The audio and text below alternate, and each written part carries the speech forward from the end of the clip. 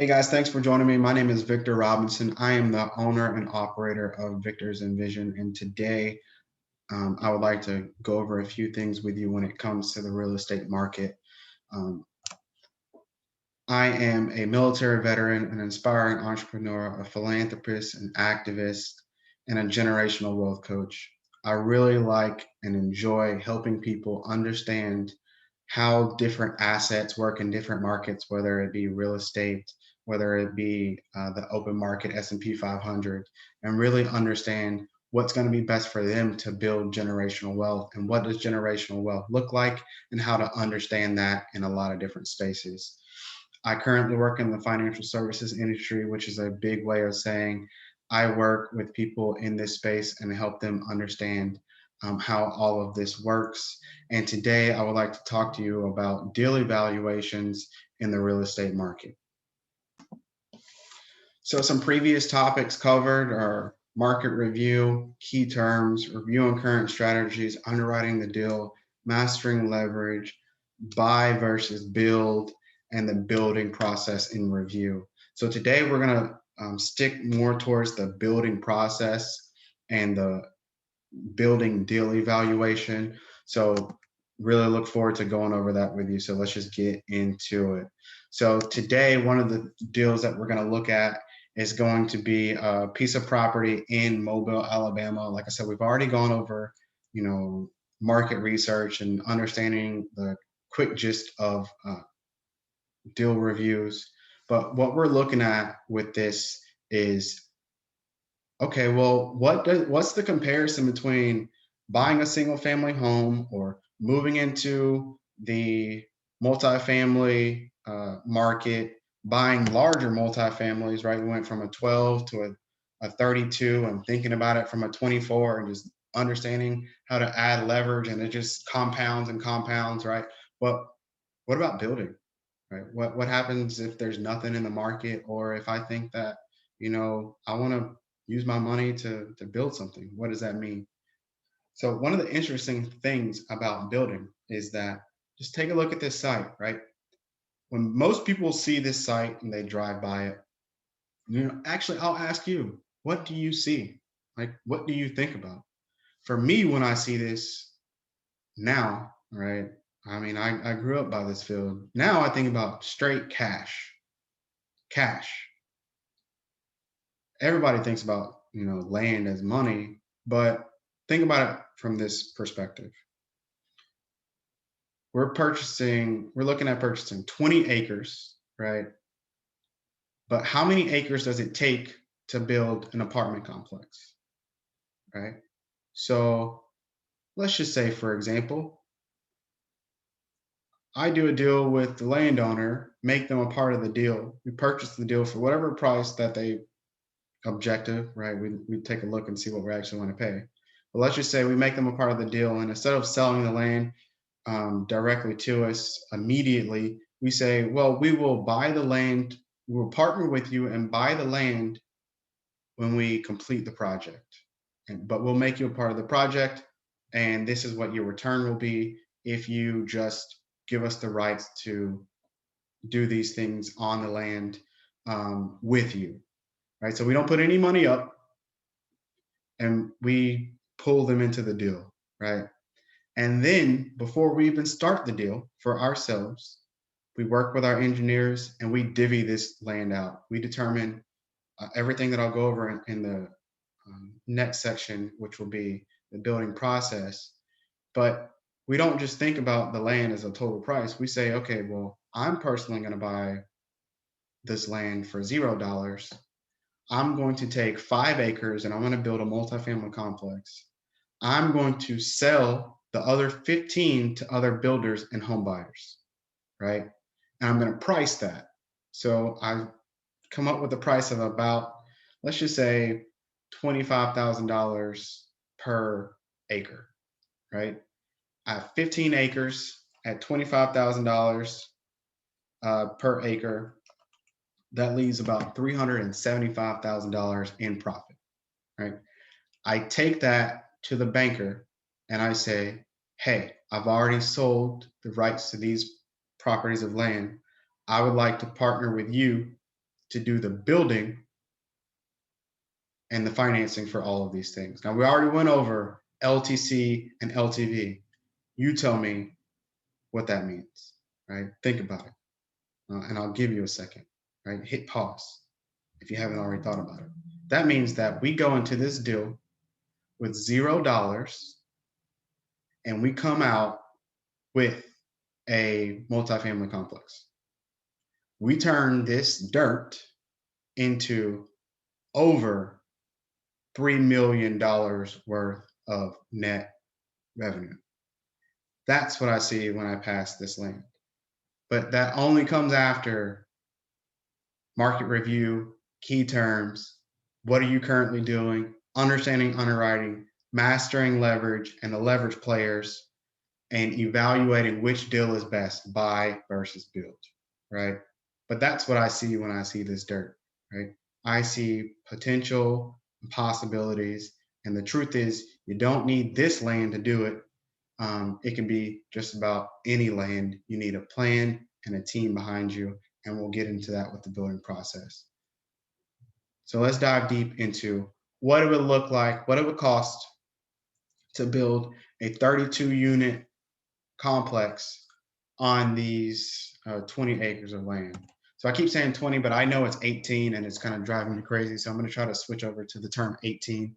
2 of those acres were sold to um, a company, and we really can't think about it as a 20 acre land deal anymore. It's an 18 acre land deal. So current strategy, building the new property, 32 units, maximizing leverage, 80 to 90%. We've already talked about LTC and LTV. So if you want to review those terms, please visit the previous videos or Google it to better understand what LTV and LTC mean, loan to value and loan to capital, and how we're utilizing that to create these deals. And also the creative financing kind of tool that I just mentioned earlier about taking all this land and selling it all off, right? It's a business plan, and many people do this every single day. And you can get a team of people together to do this exact same thing. You got 5 to 15. You got 5 people that have been working in the single family home space, and you say, hey, we can build some duplexes on this property. What are your thoughts? This is what you're gonna have to bring to the table. Hey, we can build some single family homes on this property. Would you like to be a part of this? And pretty soon you have all the capital that you need. It does require a lot of legwork, a lot of understanding how these processes work, but you have the team around you that can do it. You definitely do. It just takes people. So let's look at these deals. On the left, we've got leverage at 80%, and the right, we've got leverage at 90%. One of the factors that we're going to look at next, which is really important, is that DSCR, right? That debt service coverage ratio, right? 1.25 is the number, right? Not 1.1, not 0.8, 1.25. If you can get to 1.25 and you can cover that debt, that's what's important in this space. It's not always the initial, how much money do I receive every month, but what am I going to receive on the exit? When is the exit? What's my MOIC? What's my IRR? Figure those things out and understand what that means. And this will make a whole lot more sense to you. So on the left, we got an 80% leverage deal, which means that you're going to have to bring, right? You see the total equity needed, that's cash you need in pocket. And it doesn't mean liquid cash. It can also mean leveraged assets. You got a portfolio of $400,000 worth of property. You want to leverage that to do a deal like this. Don't really believe in cross leveraging. Don't believe you putting that property up in place of this. Leveraging it separately so that you have different levers to pull is what I'm really referring to. But understand that your current portfolio has a lot more value in it than you actually think, because you can leverage it at 90%. And what's important is your debt coverage ratio, right? That's risk. cover the risk, lean on the gain. All right. So first, we got $1 million on the left, and then on the right, we got $622,000. It's very interesting, right? Because look at the capital stack underneath there, right? The capital stack shows us that initial money that we have to bring to the table, right? This deal is broken down into GP and an LP, right? And a general partner and a limited partner are different in the aspect of a general partner is the firm, individual, company, right? That is bringing the deal and doing all of the work. The limited partners are silent. They benefit from the work being done, right? So the limited partner will put less capital in, right? But you're paying them on the return, right? You're paying them at the end. They're doing all the work for no money, and they're getting their money back for payment at the very end, right? So think of it that way when you're looking at a GP's return versus an LP return. They didn't get paid on the front end, but they're getting paid for their services on the back end. Debt coverage. So we're getting $4.6 million from the bank at 90% and 4.1 at 80%. Really important numbers, right? What's the most important is covering debt. 1.25. Can't say it enough. 1.25, right? But you want to be covered much more than that. So 1.25, 1.35, 1.45, 1.5, 2, whatever that number is. The more capital you raise, the less debt you need will counterbalance that to a certain extent. Always remember, there's a cost to debt and there's a cost to equity, right? On a loan, right, the debt costs you, let's say 5%, right? On a bridge loan, the debt costs you 11%. But how much does equity cost you? Well, if I have an LP that's saying they need a 12% return, they need a 15% hurdle, they need a 16% return. Well, guess what? Equity cost me 16%. So I'm going to go get debt if I can, right? But if debt is 8% and equity is 4%, 5%, because the individual LP needs a more stabilized return over a longer period of time, right? So they want less risk. And guess what? That equity looks way better to me than debt. So always remember, equity has a cost and debt has a cost. And because IRR is a time factored measurement, you got to measure that over time, right? So once you start putting those pieces together in your underwriting and understand how all of that blends together, it's going to really help you understand this capital stack and where you need resources, where you would rather have resources, right? That's really important. All right. So on here, now that we're doing a build out, right, we have the other costs that it takes to build this property, right? So amount of money, the point being the amount of money that we need at closing is $3.5 million. But I want you to remember something, 3.5 is what we need at closing, but we're borrowing 4.6 and the total capital we have is 5 million. So we have the capital we need and a reserve. You need a reserve in order to not go belly up. You need a reserve to maintain stability throughout this entire process. So make sure your debt coverage ratio, right, is at a value that helps you finish this project and get a high return. Because if you can't finish it, you won't get a return.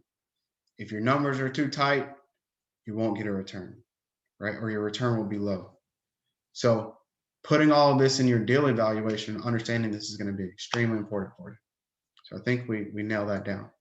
Now, we've already gone over exit overview before, but what I want you to look at in this exit overview, right, is take a quick thought process and remember how much equity did we have at the beginning. When we were doing single family homes, we were looking at about $400,000, right? And leverage, it was about $600,000 in value. And what is this deal going to cost us if we're 90% leverage? At 90% leverage, this deal, all in equity from all LPs and GPs, right, is $622,000, right? But the value of this is going to be over $5 million. We just turned dirt into more than $5 million. And we haven't even talked about selling off the other properties. We haven't even talked about other ways to generate income for this deal, right? This is base value for just the 32 units that we're building, right?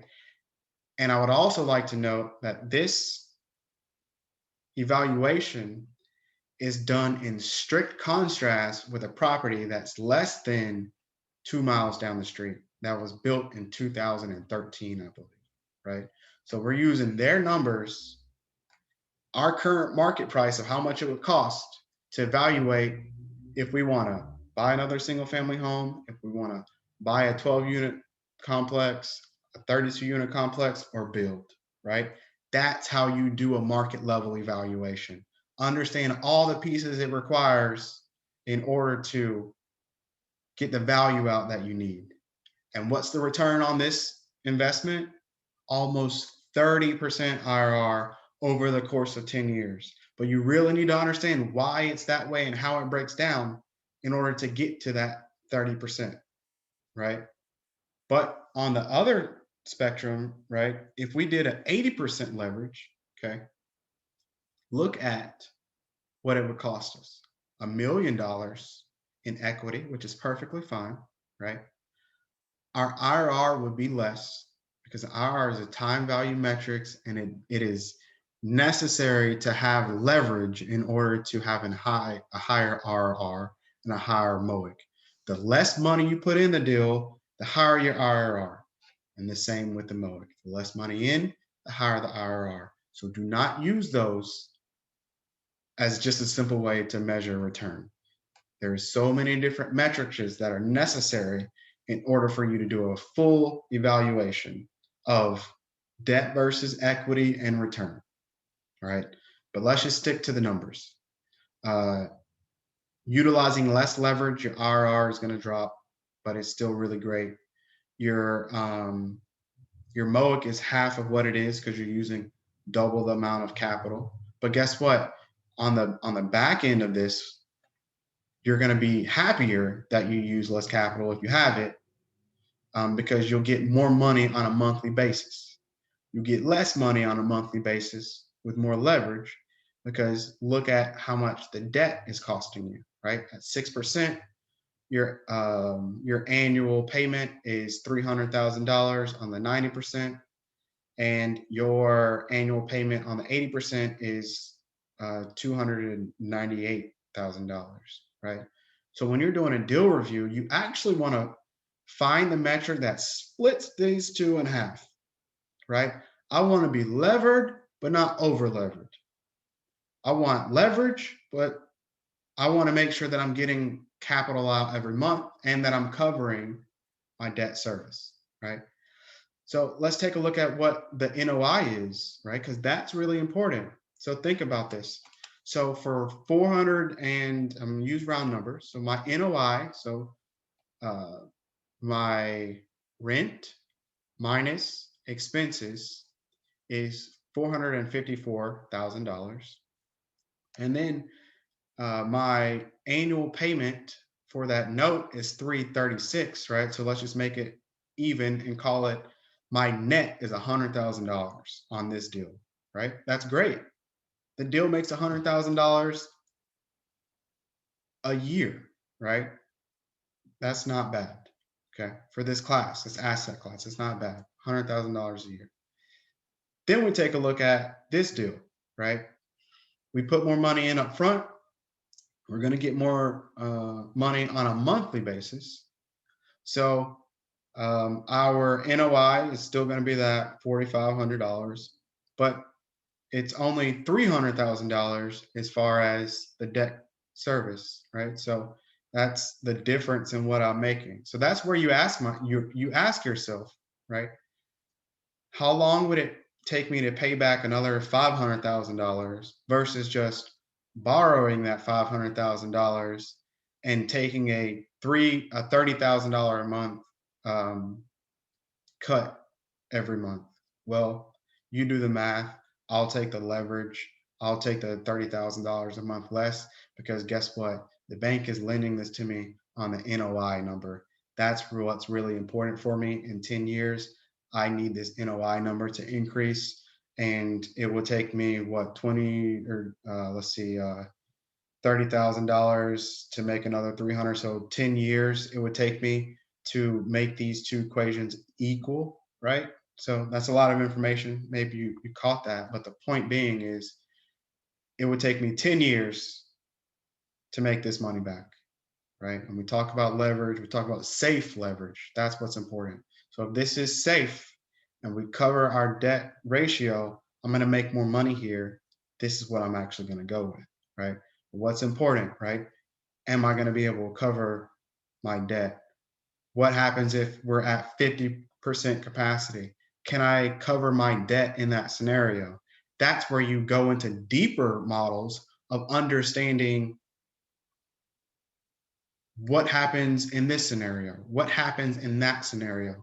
And we do that with our deal review, right? So will this property function at 50% capacity? Guess what? 1.2 debt coverage ratio at 50% capacity, we're good. So deeper dive into the pro forma, right? Earlier we talked about the NOI and we talked about the return. So these are the numbers that are going to be extremely important. Okay.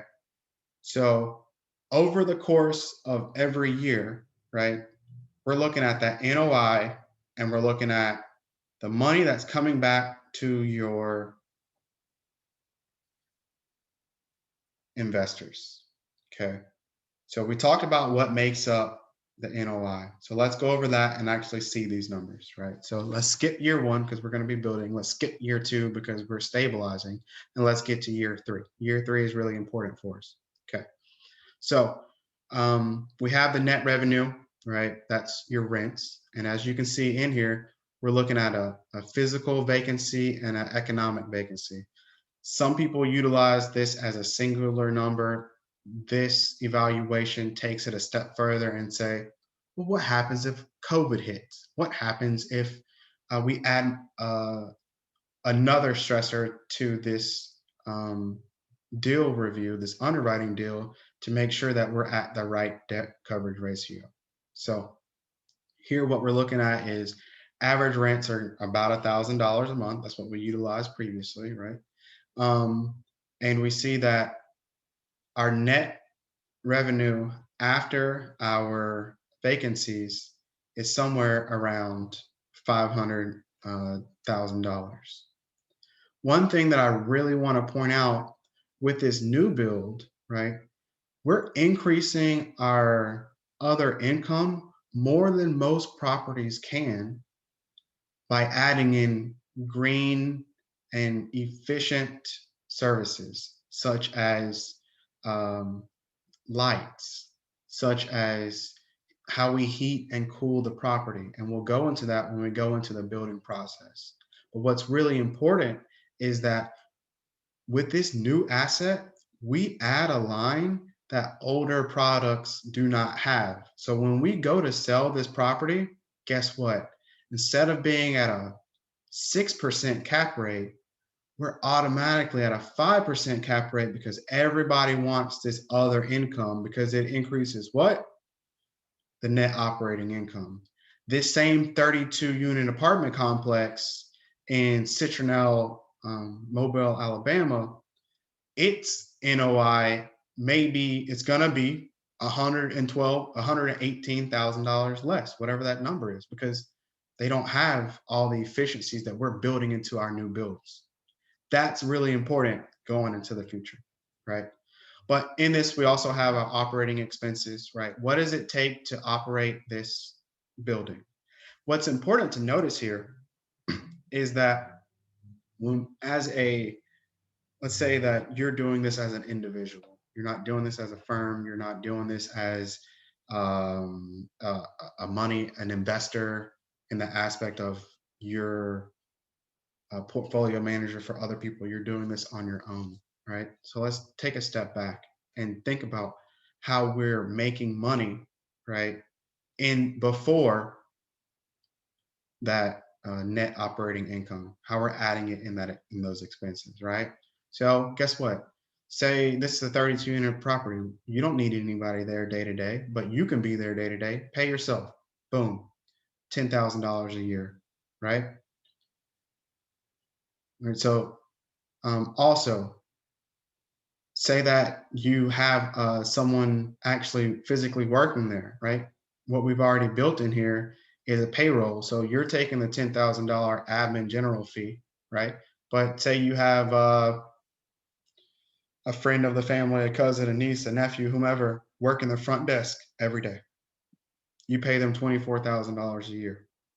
Okay, cool. Or you take the $24,000 a year and you work that property every day, right? There are different ways to think about how these properties work. And that's where this generational wealth comes in. And we as individuals have to think differently. We have to think about, how can I employ other people, right? How can I employ my cousin who served time and can't find a job, right? How can we utilize our wealth to build an ecosystem of happy and healthy people in our community? That's generational wealth. Wealth is not just money. Wealth are the things that you're leaving behind for other people to build on, but to take advantage of, right? So when you're thinking about single family versus multifamily complexes, think about it from the aspect of, I can provide assistance to people within my community, right? And one thing that I want to annotate with inside of this is, there's a lot of these lines that you can't take away, right? You can't your utilities, right? That's a fixed cost, but we have other income to offset our utilities, plus we're making money on top of the utilities, right?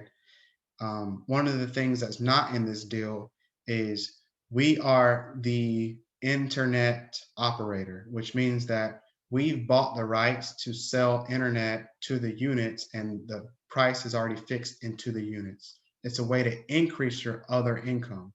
So let's simplify that.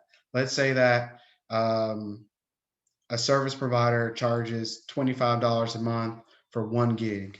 Well, we take the contract for that, right? And instead of selling 1 gig, we sell 2 gigs at $75 a month, but it only costs us $35 a month. That's how we add to this other. You can't technically or typically do that with uh, buildings that are already constructed and already have these types of deals, right? So there are a lot of things, that aspects that come out of building from ground up, that are really, really important. And there's a lot of different ways that we can change these levers to assist us, right? So now that we've done a little bit deeper dive into what this net income is, let's take a look at, what does this look like from a LP or GP perspective when it comes to the capital coming back in. One of the things that is going to be interesting about doing a new deal is what we referred to earlier about those bridge loans, a short-term loan at a higher interest rate, right? So one of the things that we do in order to pay the LPs back, right? Because when the building is being built, it does not have a value. When it does not have tenants, it does not have a value, right? So the moment, like, there's stabilization periods within inside of this process where you can remortgage, is a way to think about it, the property. You can burr, right? You can remortgage the property. So in this deal, we're remortgaging at year 3. What you'll notice is our debt goes up, how much we have to pay, right?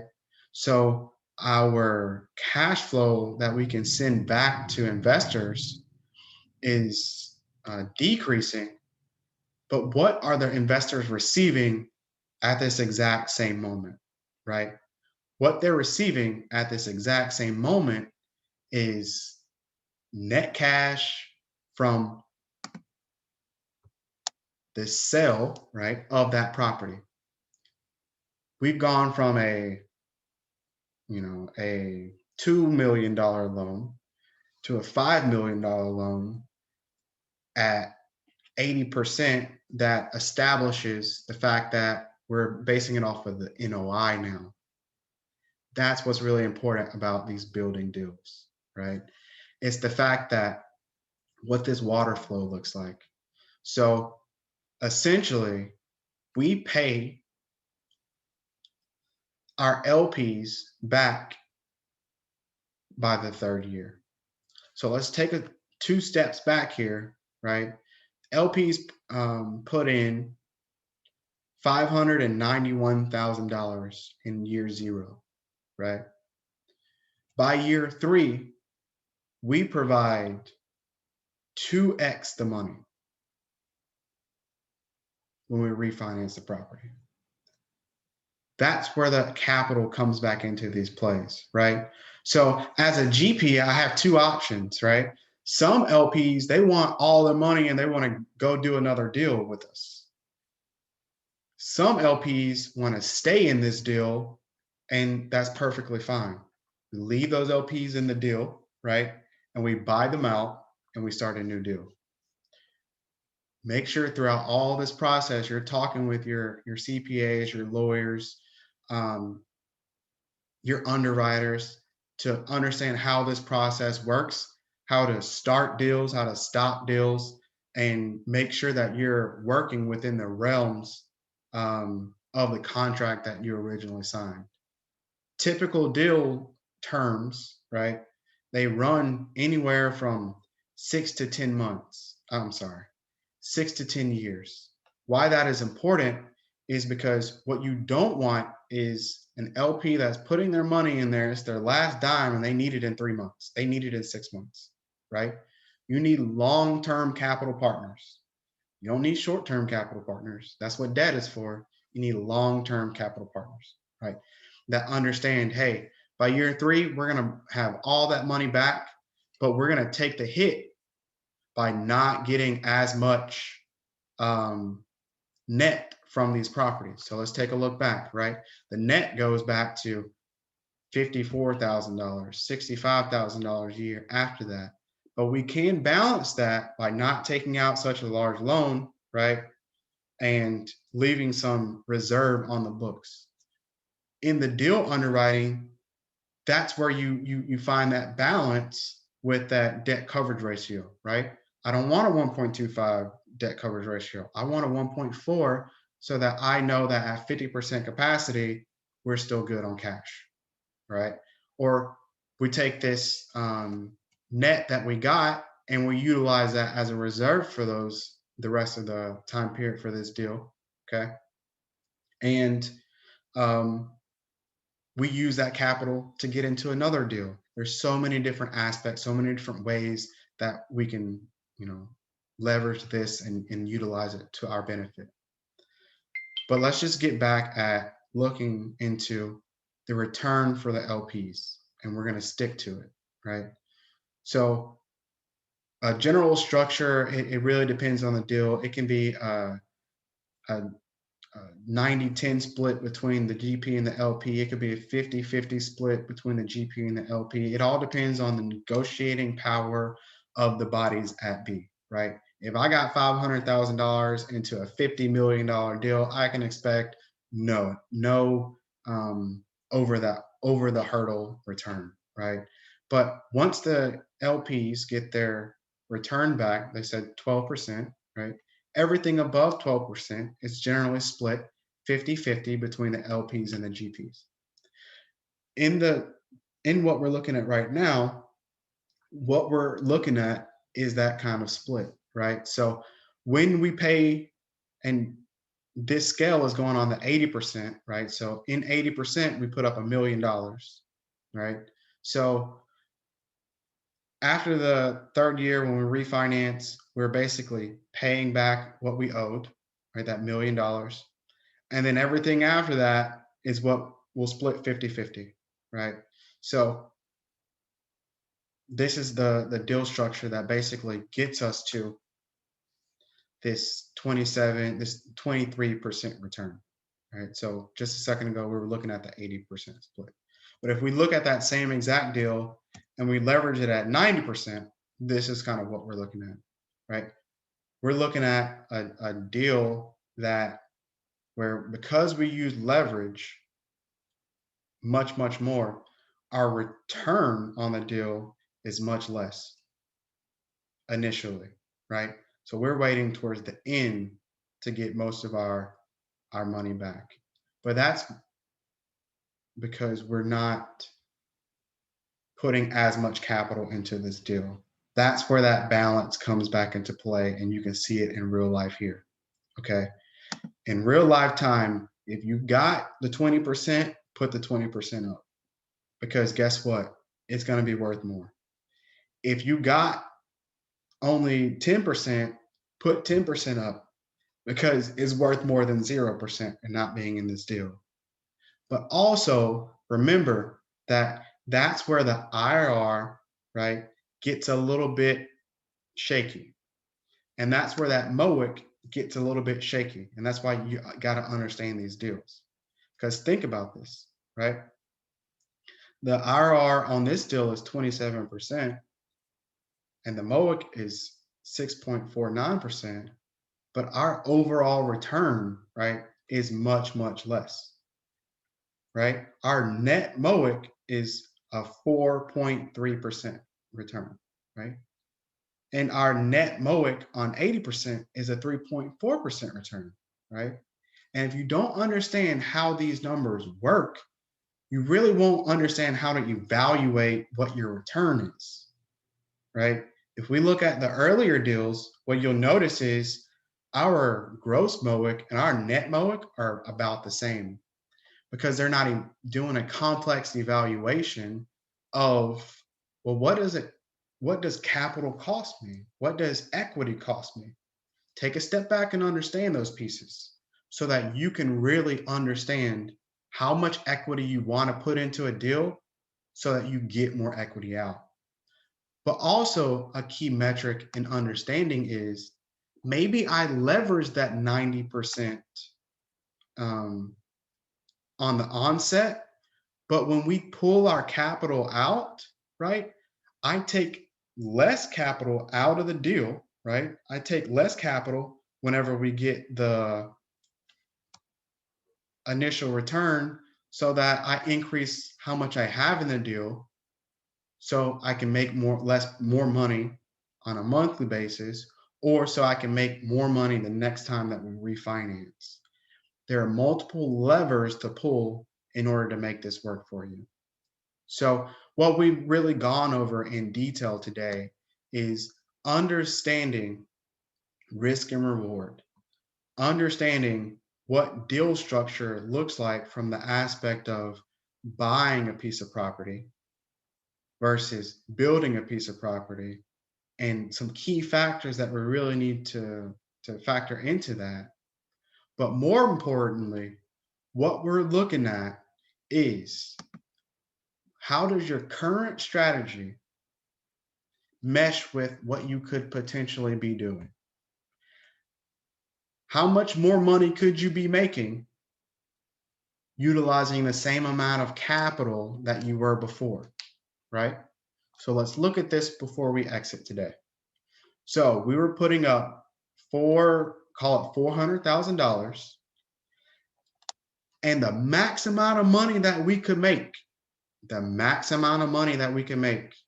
right, is $51,000. Remember that. The max amount of money that we can make on $400,000 was $51,000 because we're at $1,000 per property in rent. Now, that same $400,000 leveraged at 90%, right, on a build, okay, has an NOI of $454,000. That's how the game works. That's where generational wealth is made. That's where you tie in risk and reward and understand which one of these games are you comfortable playing in, and is your money being utilized to the best of its ability and capabilities, right? If we build, our NOI is $454,000. But remember, that's not the net, okay, per year. In order to look for the net per year, what we need to actually look at is the actual net, right? So an 80% leveraged property, right? Let's actually look at the 90% leveraged property, because say you don't have all that capital, right? Our net operating income still is $379,000 on the same amount of money that we put in before, $400,000. What, right? So what? Do the math on that. What's your X return on the amount of money that you previously put in, right? That's what we have to actually take a step back and look at. Are we in the right class of property with the amount of wealth that we have into the game at a certain amount of time? So, thank you for joining me. I really appreciate the opportunity to sit down and talk to you about this. Today, we really just went over building, right? Looking at the underwriting review of building, but we're really trying to hone in on the aspect of how are we utilizing the money that we currently have in the market right now to the best of its ability. My name is Victor Robinson, and I am with Victor's Envision, and we would definitely look forward to partnering with you on deals and better understanding how your portfolio can work best for you. And if there's any questions or anything that I could go over with you, please feel free to shoot me an email, comment below, give me a phone call, and we can talk about how we can go through and build generational wealth by changing just the framework and understanding of how we utilize the assets that we've been using currently today. So thank you for tuning in, and look forward to talking to you on the next one. Have a good one.